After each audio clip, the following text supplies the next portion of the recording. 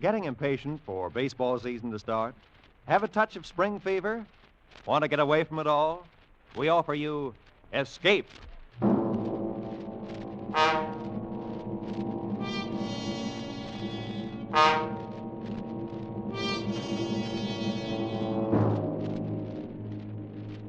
You are in mid-ocean, aboard a jinx ship.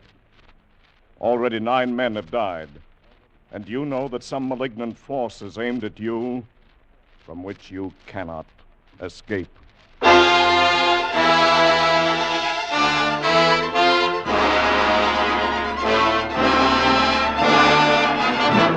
Escape, designed to free you from the four walls of today for a half hour of high adventure.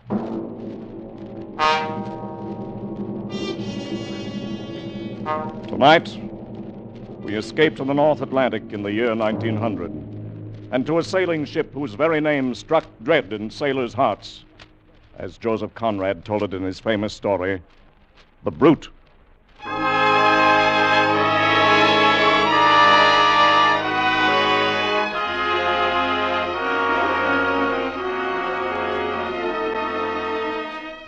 You could never tell it just by looking at her, proud and strong and beautiful on the outside.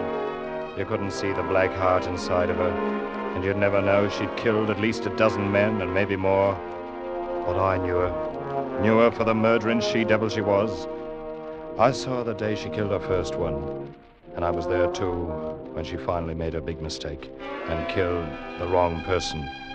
But that was a long time later. Oh, she had a name all right, but after that first day, her first killing, nobody but the family ever used it again. Everyone else from that day on would look at her half afraid and half snarling, and they called her the Brute.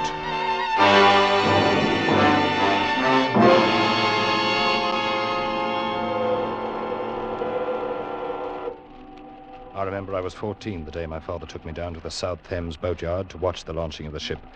My brother Charlie was there, of course, 8 years older than me and very proud of his one gold stripe, now that he'd be made an officer on the Apps line. Charlie and Father were talking. I just stood and listened to them and didn't say much of anything myself. Look at her, Dad. Ever see a ship in your life with lines like that? I bet she'll outsail any clipper in the China trade. Well, that remains to be seen, Charlie. How soon are they going to launch her? Any minute now. Oh, I'd give a lot to be sailing on her, instead of on the Malcolm Apps. Well, the Malcolm's a good ship, son. As good a ship as any the Apps family owns. Oh, I'm not kicking. I'm glad enough to be through apprenticeship and get my commission. But even at that, I'd almost rather be a bosun on this ship than third mate on the Malcolm. I understand that Colchester's to be her captain. Yes, that's right. Oldest commander with the Apps and Sons line. Look at the size of her, Dad. She's a full 2,000 tons. Less half a ton, Charlie. Oh, good morning, Mr. Jermyn. Mr. Wilmot. Hello, Ned. How do you do, sir? No, Charlie, she came to 1,999 and a half when we measured her up. Well, 2,000 tons or not, Mr. Jermyn, you'll never build a better ship than this one. I don't know, Charlie. I built her the way Mr. Ops wanted her. She's big and she's stout, but I don't know. And what's your reason for saying that, sir? No reason that makes any sense. I've had the devil's own time with her. Cabin doors jamming when they shouldn't. Edge covers that wouldn't fit after they'd been measured up. Blocks fouling for no reason at all. I don't know, Mr. Wilmot. But if she were a human being, I'd say that maybe she's insane. Oh, come now. You've been working too hard, Mr. Jermyn. Better take a vacation now that she's finished. Well, I could certainly use... I say, that's Maggie Colchester up there, the captain's niece. Is she going to do the christening? That's right, Charlie. And I'd better get down below now. My own men are going to knock the stays loose and let her slide down into the water. Well, good luck, Mr. Jermyn. Thanks, Mr. Wilmot. Come on board for the celebration after she's launched. Bring the boy. Fine, thank you. We shall be there. They'll let it go any minute now. Dad, I'm going to sail on that ship someday. Oh, you'll probably sail on a lot of Apps line ships before you're through, Charlie. Look, they're giving Maggie the champagne now, and she's going to christen it. Yes, listen. I christen the Apps family. The Apps family. So that's what they're naming her, eh? All right, men. Knock out the stairs. Let her go. Look, Dad, she's starting to move. There she goes. Yes, well, look at that speed. I never saw it. Jermyn, look out! Good Lord, he fell right into the waves and she went over him. He didn't fall. The timber rolled off the deck and knocked him under. She slid right over him. Mr. Jermyn, the man who built her. She's lost in blood, if that means anything. She's a brute and a murderess now, Charlie. Still think you'd like to sail on her? It was an accident. It doesn't mean anything. Perhaps not. I'll sail on her someday, sooner or later. I will sail on her.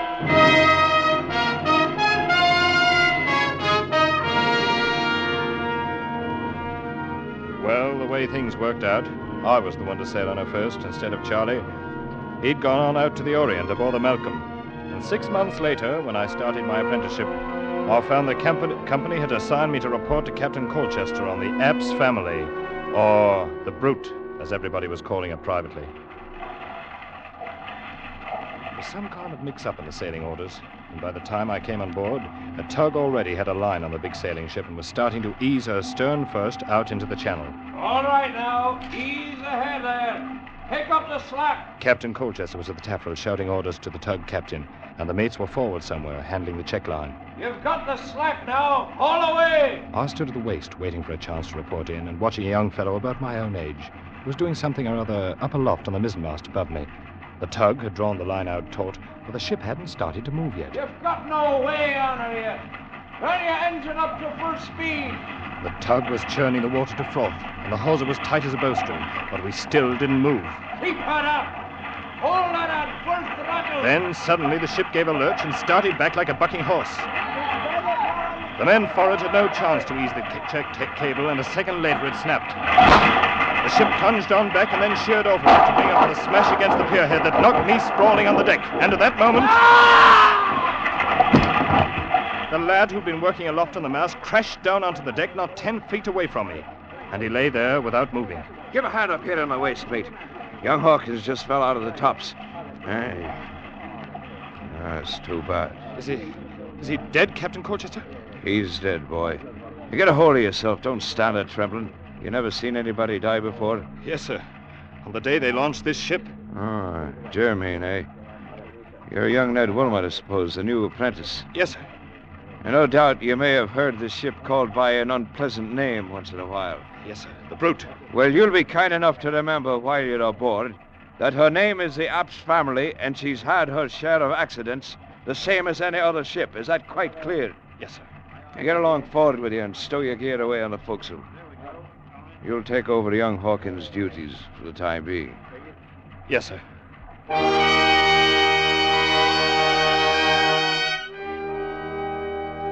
I sailed aboard the Brute for the next 4 years and watched her kill 9 men during the time. We got so we tried to outguess her, try to figure how she'd do it the next time. But no matter what we think, we never were right. And it wasn't only the killing, it was everything.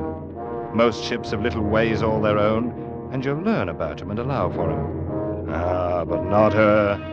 She was like a crazy woman. You never knew what she'd do next. I remember once off the Gold Coast, she ran before a gale for 2 days as pretty as you please. And then broached to twice the same afternoon. Flung the helmsman clean over the wheel the first time, and the second time swamped herself fore and aft and split out every stitch of canvas. And after we got the decks cleaned up, we found 1 seaman had gone overboard. He was her 5th, I guess it was. Or maybe the 6th. Oh, she was beautiful, the Apps family was. Big and proud and beautiful. And along with it, a killer. A black-hearted, sea-going brute.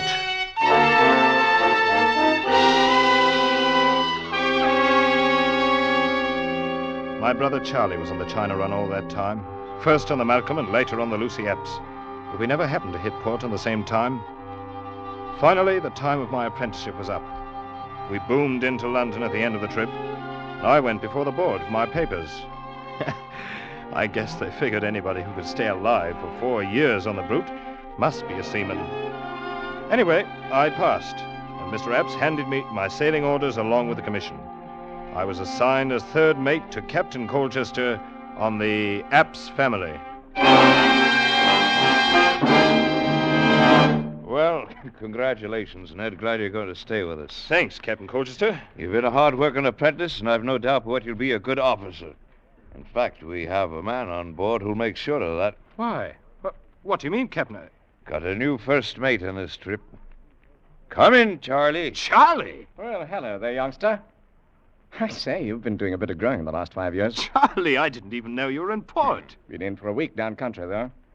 I hear you fooled the board. Careful, man. You're talking about your own third mate. Yes, so they tell me.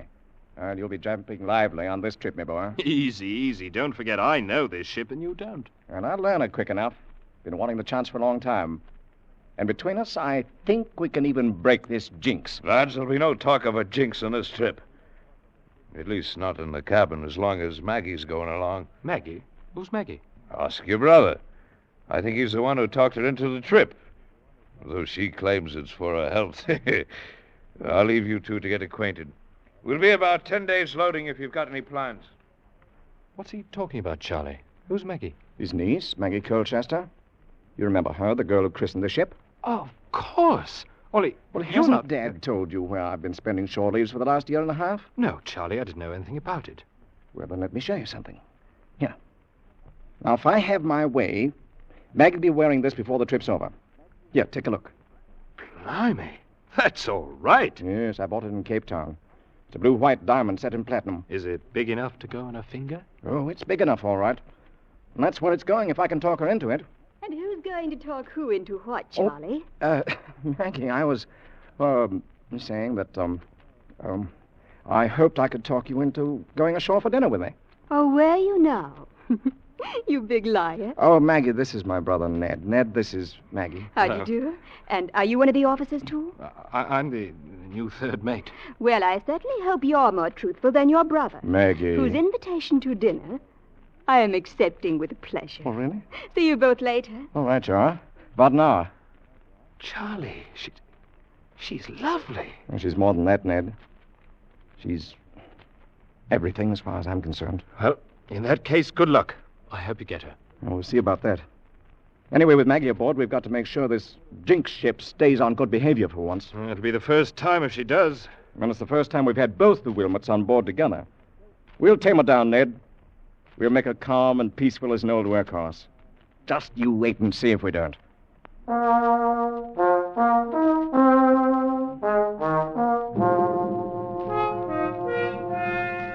And the strange part of it was, he was right. We stood out past Gravesend and made the passage to the China coast in 121 days of the finest weather you could ever hope to meet. And for the first time in her bloody life, the old ship settled down and sailed herself, as neat as you please. Charlie and I would talk about it sometimes when Maggie wasn't around, and he'd always laugh and say the brute knew when she'd met her match that she didn't dare try to buck the two of us. But I was more ready to give the credit to Maggie, to think maybe she'd charm the old murderess the way she'd charmed all the rest of us. From the second day out, Maggie was the secret darling of every man on board. She was all over the ship, here, there, and everywhere, with red tam and her bright blue eyes, never still a minute, and having the time of her life. If she'd come along for her health, she'd found it before we passed Gravesend.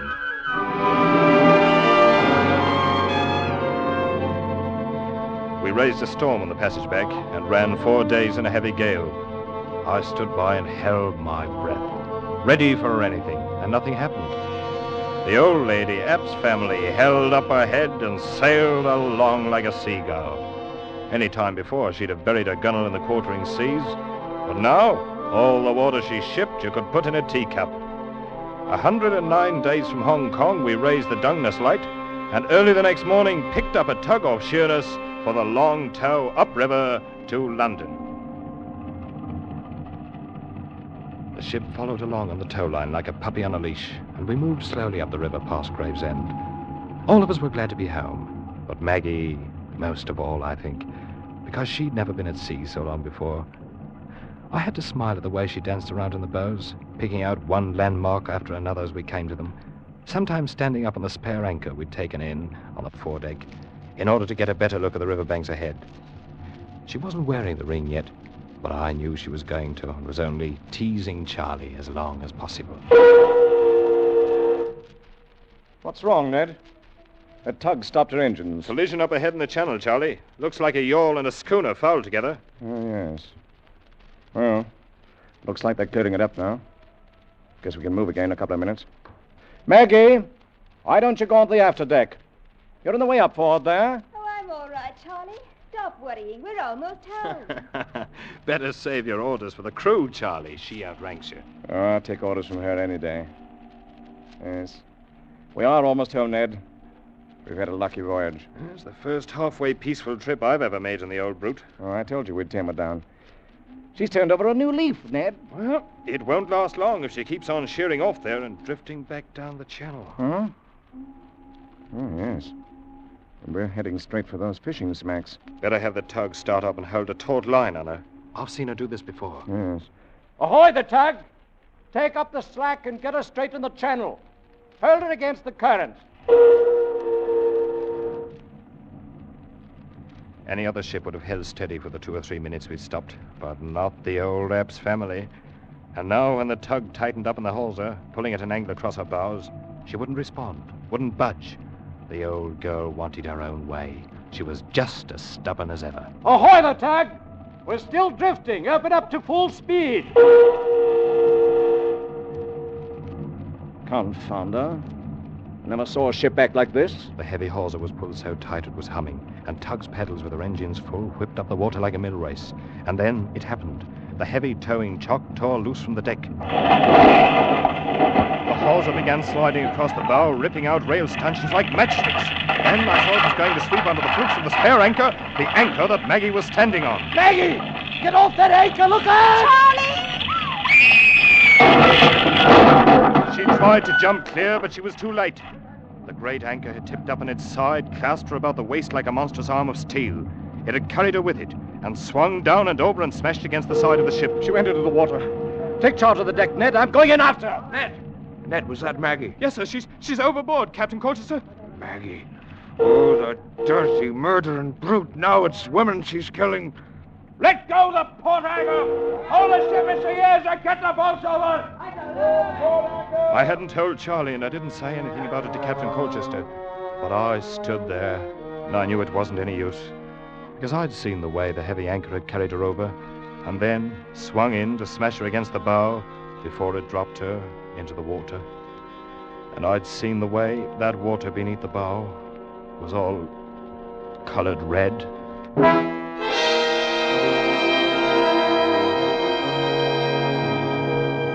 They found her at late afternoon when the tide turned, and she floated clear of one of the mooring buoys.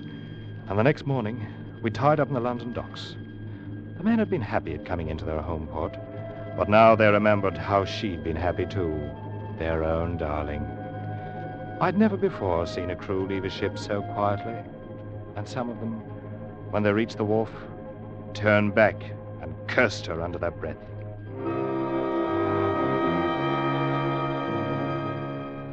Finally, it was only Charlie and I, alone on the quarterdeck, and Captain Colchester was below somewhere in the cabin. She never wore it, Ned. The ring. She never wore it. But she would have, Charlie. I know she meant to. She was just having a little fun with you, that's all. With all of us on board, why did the brute have to go for Maggie? Why? I guess there's not much answer for that. She was everything I wanted. Everything. Yes, Charlie. I know. I talked her into making the voyage. It was my idea. It's no good, Charlie, this kind of thinking. I guess you know that. I don't know. She's everything I wanted. Charlie, Oh, Mr. Wilmot. Over here, Captain. I'm going ashore. The shipkeeper's come aboard now. The two of you are free to go whenever you like. Thank you, sir. Charlie, nothing.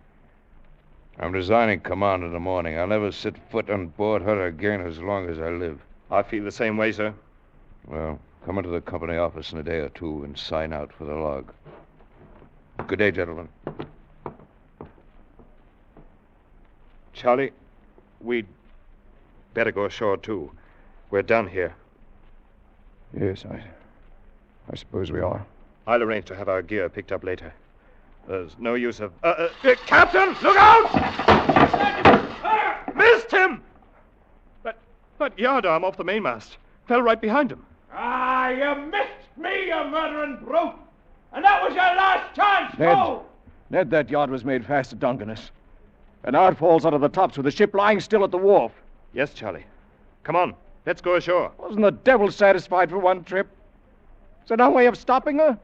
How many more does she want to kill? Charlie? Oh, Ned. Ned, take me home.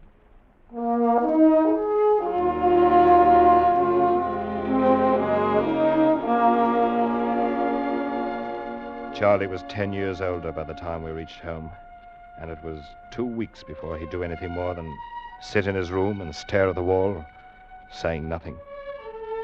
Captain Colchester carried out his threat and resigned from the company the morning after we docked, and I filed my application for a transfer. The Apps family was reloaded and ready to sail, but she stayed on lying at the wharf with nobody to take her out. And that's the way things stood for 2 weeks, until one morning a bombshell dropped.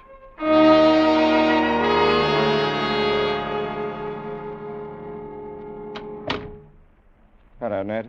Charlie, I wondered where you went this morning. And I left the house early. How do you feel? Fine. Ned, Mr. Apps tells me you've applied for a transfer. Another ship.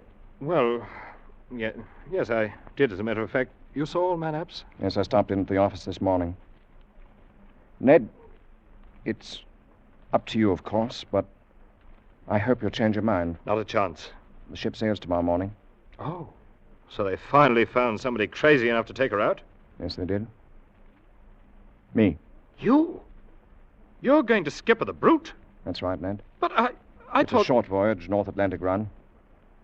Be awfully glad to have you along. Somebody I could depend on if you feel like signing on again. Charlie! Of course, it's up to you. All right, Charlie. I'll sign on again. Be glad to.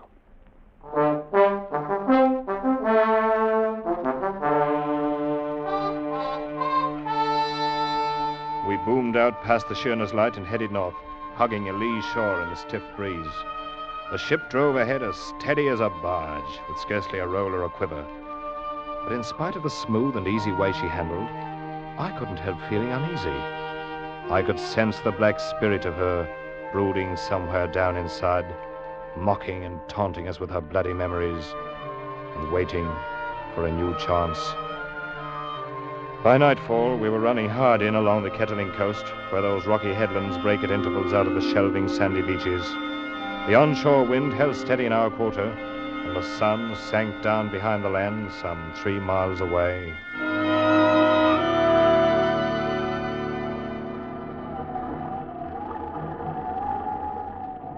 It wasn't quite full dark yet when Charlie sent for me. I came up to where he was standing alone near the wheel. Is that you, Ned? Right, Charlie. Bosun said you wanted to see me. Yes. I did send for you, Ned. Hold her steady as she goes, close to the wind. Aye, sir.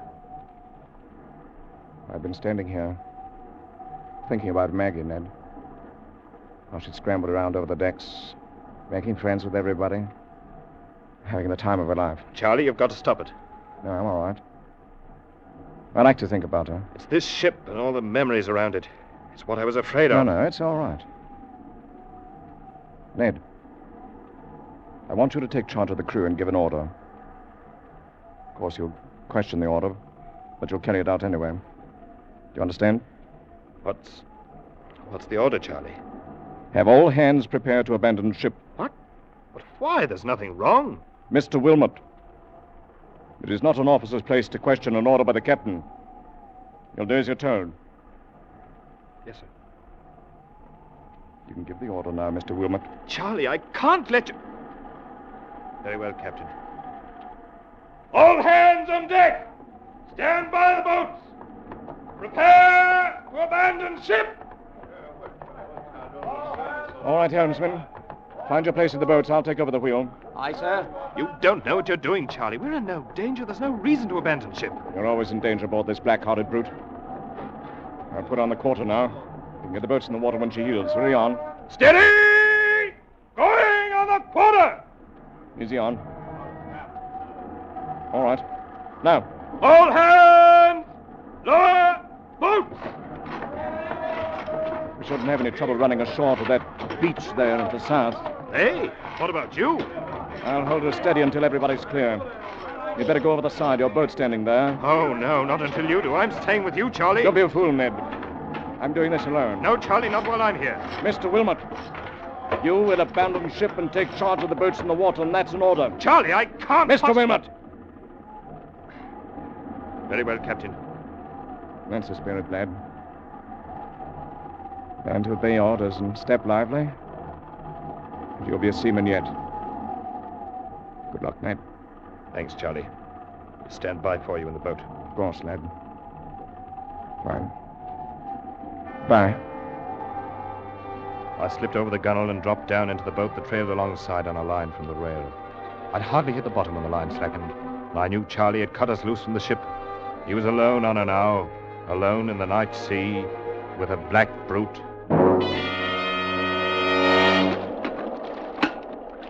Look, sir, look! He's laid it over, away from the wind. Charlie had put the helm over hard. With a terrible shudder of her dark sails and a smother of white foam from her bows, the great ship heeled about in a sharp turn and then began to drive ahead like some mad thing before the wind. Straight before the wind and straight toward the shore. Look, sir, the rocks on the headland. She's going to smash herself. Faster and faster she plunged ahead through the weltering seas, faster and faster on the back of the gale, while the black-hearted spirit of her screamed in the ratlines. Look, sir, the rocks! What in the name of heaven is he going to do? And now, for one long instant, she hung poised at the top of a plunge and then drove smashing downward onto the rocks.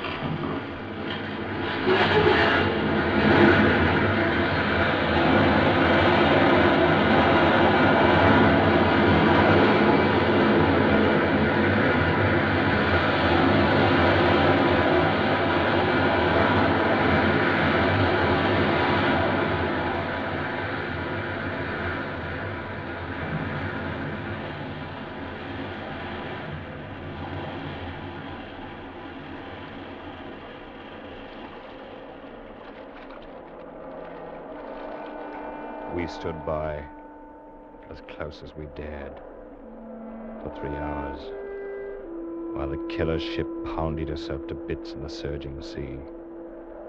But we didn't find my brother Charlie. And from the first minute, I knew we wouldn't. Because just before I'd left the ship, there by the helm, in the light of the binnacle lamp, I'd seen the thing he was holding clenched tight in his hard brown fist. It was a tiny platinum ring set with a blue-white diamond.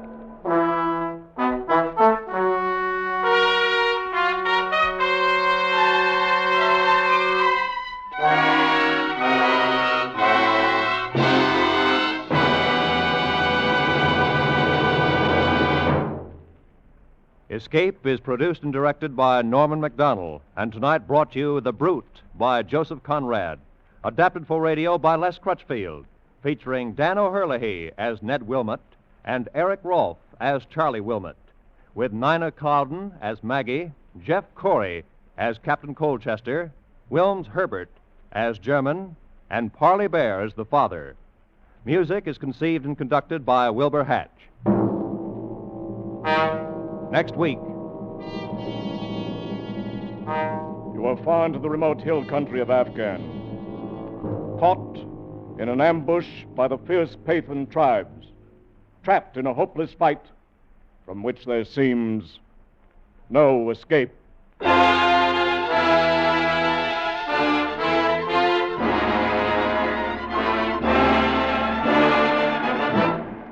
Next week, we escape with Rudyard Kipling's gripping story, The Drums of the Fore and Aft. Good night, then, until the same time next week, when once again we offer you Escape. This